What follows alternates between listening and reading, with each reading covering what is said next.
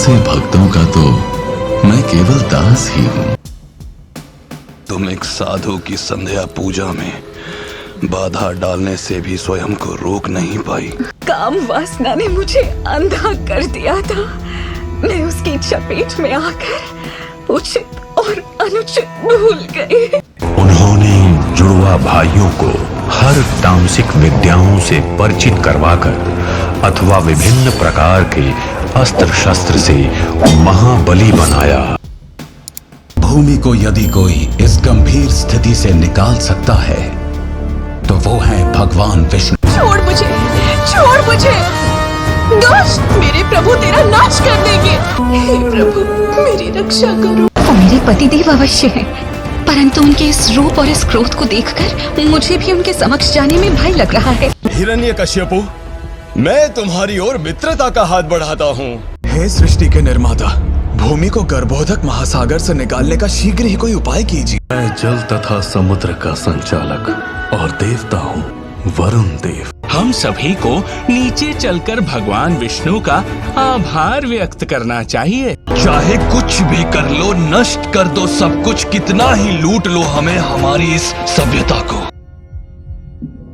उसने तुम्हारे ही पुत्र को अपनी कुल्हाड़ी बनाकर असुरों के इस विशाल वृक्ष को काट गिराने का षड्यंत्र रचा है। तो ये तुच्छ हिरण्यक्ष वो सब कुछ लूट लेगा भैया।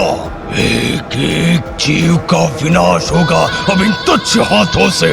मैं आपको स्मरण दिलवा दूं कि वो वरदान मुझे इस नियम पर मिला था कि इस शक्ति का उपयोग मैं केवल अपनी सुरक्षा के लिए करूं। एक गर्भवती स्त्री के लिए उसके पति का सानिध्य अति आवश्यक होता है। साहस का प्रतीक जो शक्ति की झनकार है, असुरों का अहंकार है हिंसा। यही है शक्तिशाली का धर्म, हिरण्यकश्यप स्तुति, विशिष्टा हिंसा। हम असुर हैं असुर।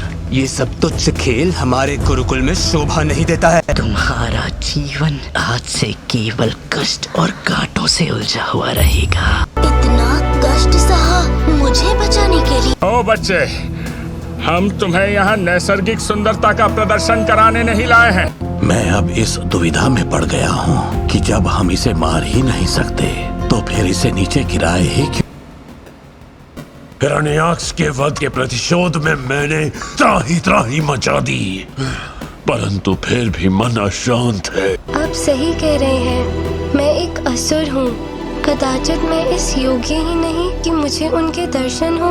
तुम मुझे ब्रह्मा, शिव और स्वयं देवी लक्ष्मी से भी अधिक प्रिय हो।